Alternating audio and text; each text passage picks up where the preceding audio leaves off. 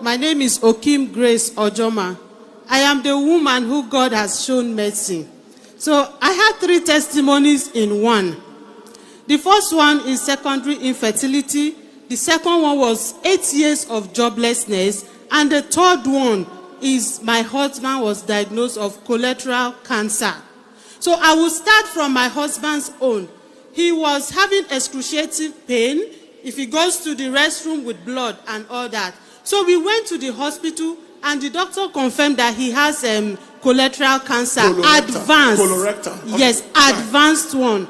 So they told us the options we have is to go for a colostomy and all that. So our marriage was so young.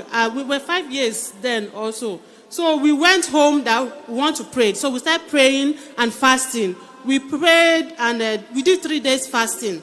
So I had an encounter with our pastor in the Lord. I was lonely on a farm road coming from my grandfather's farm where my father was afflicted and he never came back home. So I saw a convoy coming, black Jeep. I never knew how his car looked like before. So he stepped out and I ran towards him. I knelt down, I was greeting. It was a heart-to-heart discussion. There was no lip syncing. So he asked me, what can we do for you? And immediately I held my womb. I said, I need another child. I need a federal government job and I need healing for my husband. And 3 things all together in one encounter. And then he tapped me on my shoulder and said, all your requests are granted. And he turned back and went to his car. So I was not happy in that dream because I was expecting him to lay hands on me and pray. Then he just said a word and he went away. So standing there, I now woke up. I told my husband, I woke him up, I told him, I said, see what I saw. He said, let's key into it and pray. So we knelt down and prayed. He's a man of faith. Time wouldn't let me talk. So we prayed and we continue keying into that.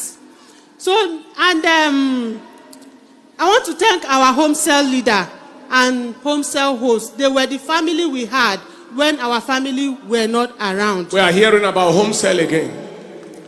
So he collapsed, he had intestinal obstruction. That was what took us to the hospital later. He wasn't eating again, he wasn't stooling, and the tummy was distended. I have a picture here that I want them to show you. So if you see him now, so every day my food was prayer and tears. So one of the days that I was vulnerable, I made a promise to God. I said, God, if you don't let cancer kill Thomas and he survived it, I'll come and stand here and tell the whole church to help me say thank you for saving Thomas. So please, today before I continue, I don't want to miss the point. Can everybody here, both online and here now, help me tell Jesus, thank you for not making me a widow. Lord, I am grateful that he's not in the mortuary, he's not in the grave. He's here with me. Please look at that picture and look at the man you're seeing here today.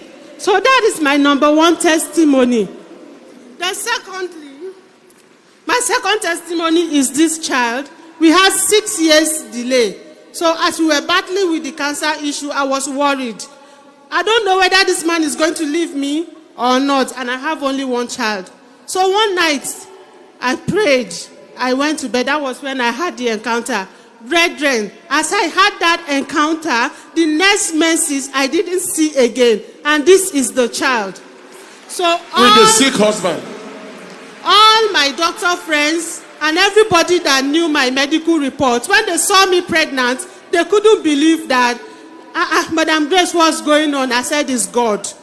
So 2 weeks to delivery of this child, he has submitted my CV in different offices, including where he works. So he's a man of faith. I always say that. He used to take me and drive me to his office and point. He said, one day you will join me in this office. I say, amen. He will bring me to the branch that is close to the church here and point. He said, this place is close to church, it's close to market, it's close to your children's school. One day you will join me. This will be your branch. I said, amen. But deep down me, I know that all my work experiences has been in the hospital. So how is it possible? I just use my small faith attached to his own and I say, amen. Today, 2 weeks to delivery, I got a message that I should come for documentation and get ready to join induction the next day, which is the last batch of that induction. And today, I had a job. I have been confirmed. I have a good federal government job. As I heard in that encounter that all my petitions are granted. All the 3 petitions are granted to the glory of All God. the 3. Are you just sitting and looking like that? Lord, I need a child. Lord, I need a job. Lord, heal my husband. Is that all? All your petitions granted. Enter the car. No prayer again. No. There is no need to pray once the declaration is made. God said, light be. God didn't pray for light. And there was light. So there is a time to pray and there is a time to just declare and decree and announce. There are many miracles here. Did Thomas wear a colostomy bag? Yes, sir. But he had two surgery, correction of the intestinal blockage, and that colostomy that was done. He succeeded it. Nobody knew. People that come in to see him were all weeping. That was the first time I see colleagues that men come around and they cry out. The only thing they say is, Madam, sorry. And they go. So him being here with me today. Can you see the picture of the man with cancer cachexia? This is debilitation and dilapidation and degeneration and degradation by cancer. This is the same person here today. This is miracle number 2.